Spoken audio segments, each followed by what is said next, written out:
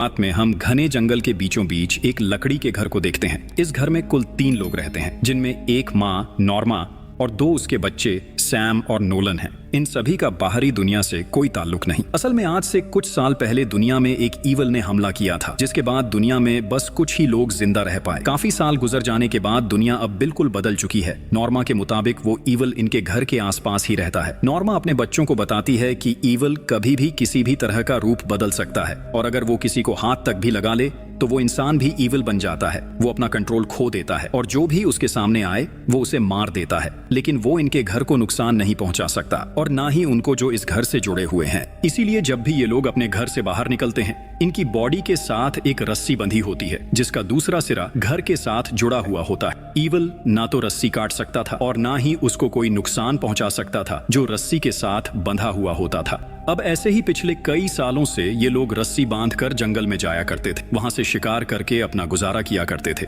Norma के मुताबिक evil हमेशा उनका पीछा करता है और मौके की तलाश में होता है, लेकिन हैरानी की बात ये थी कि बच्चों ने आज तक ईवल को नहीं देखा। इसीलिए नॉर्मा ने बच्चों के लिए कुछ उसूल बनाए हुए थे। नॉर्मा हर शाम खाने से पहले बच्चों से वो उसूल सुनती थी, ताकि जब कभी नॉर्मा इनके बीच ना हो तो दोनों बच्चे इस जंगल में अकेले सरवाइव कर सकें। साथ ही नॉर्मा उनको कुछ कहानियां भी सुनाती थी, जिससे ईवल का डर बच्चों के दिल में बैठ जाए, ताकि वो कभी भी उसूलों की खिलाफ वर्जी ना करें। नॉर्मा बच्चों को बताती है कि आपके डैड को भी ईवल ने छू लिया था, इसीलिए मजबूरन ना चाहते हुए भी मुझे उन्हें मारना पड़ा। रात को सैम और नोलन सो जाते हैं, लेकिन एक अजीब सी आवाज नॉर्मा को सोने नहीं देती। नॉर्मा को लग रहा था कि बाहर कोई है जो उसे बाहर बुला रहा है। जैसे ही नॉर्मा बाहर जाती है तो वो ईवल को भी देखती है, जो इनके घर के अंदर आने की कोशिश कर रहा था, लेकिन ईवल किसी भी हाल में घर के अंदर नहीं आ सकता था। इसीलिए नॉर्मा बिल्कुल भी घबराती नहीं, क्योंकि ये काम अब नॉर्मा के लिए बिल्कुल नॉर्मल हो चुका था। अगली सुबह ये लोग शिकार के लिए जंगल में जाते हैं। वहां से इनको जो कुछ भी मिलता था ये लोग उसका शिकार कर लेते थे,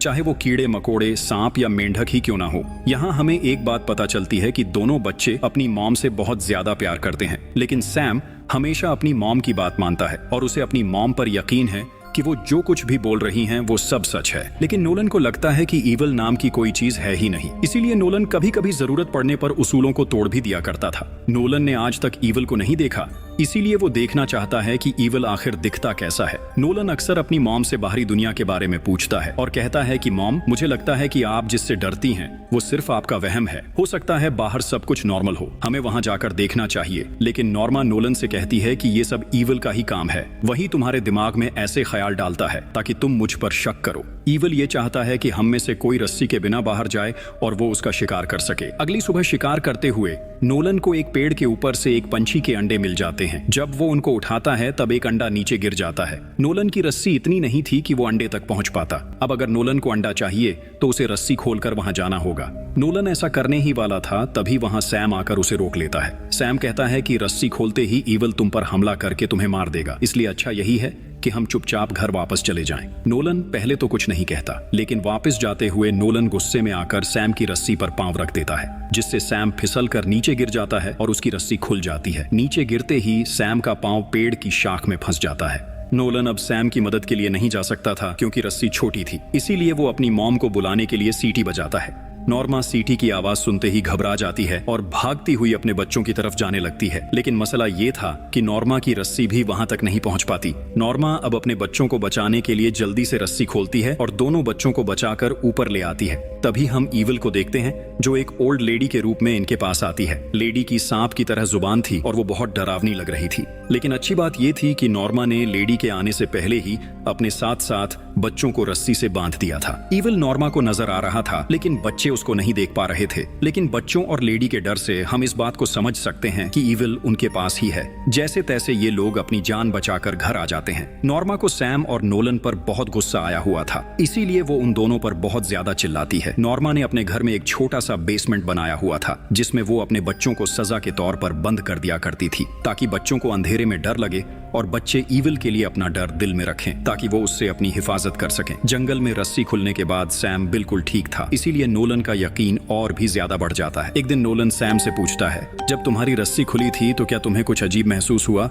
तब सैम कहता है मुझे कुछ याद नहीं, लेकिन नोलन कहता है मुझे सब याद है। जब तुम्हारी रस्सी खुली थी तब कुछ भी नहीं हुआ। इसका साफ मतलब ये है कि हमारी मॉम सिर्फ वहम करती है और ईविल नाम की कोई चीज है ही नहीं। मुझे यकीन है कि बाहरी दुनिया बिल्कुल वैसे की वैसी ही है, लेकिन सैम को अपनी मॉम की बातों पर यकीन था, इसीलिए वो नोलन की बातों पर ज्यादा ध्यान नहीं देता।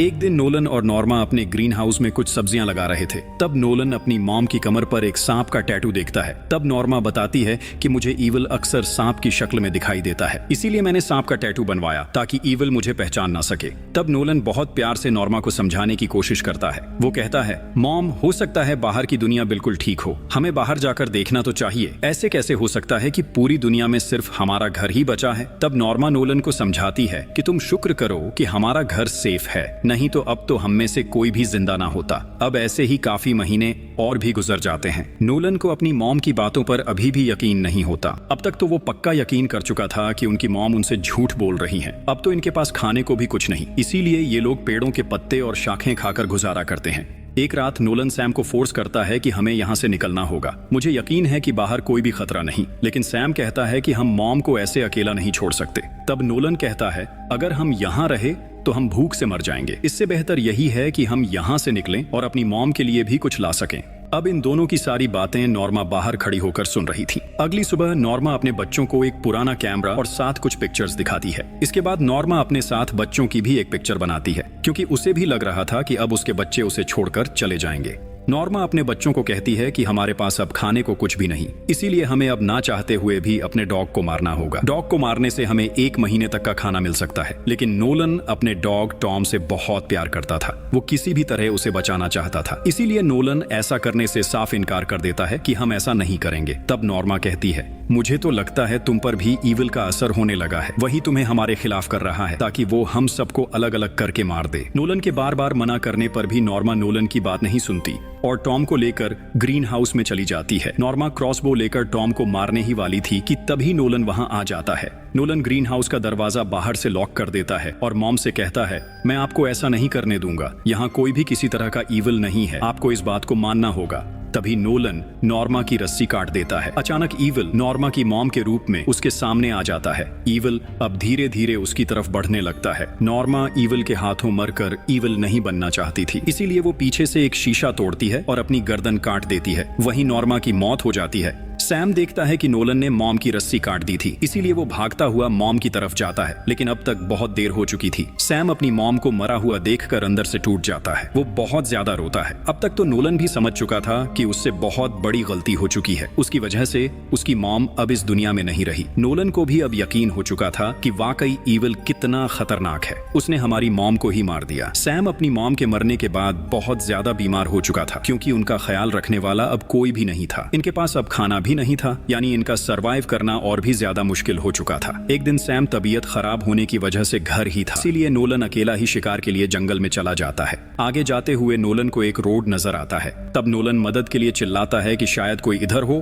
और वो इनकी मदद करे, लेकिन काफी देर तक वहां कोई भी नहीं आता, इसीलिए नोलन उदास होकर घर वापस जाने लगता है। नोलन अंदर जाने ही वाला था, तभी उसे किसी की आवाज आती है। वहां एक आदमी आता है और नोलन से कहता है मैं रोड से गुजर रहा था, तभी मुझे तुम्हारी आवाज सुनाई दी, तुम मदद के लिए आवाज लगा रहे थे, क्या तुम ठीक हो?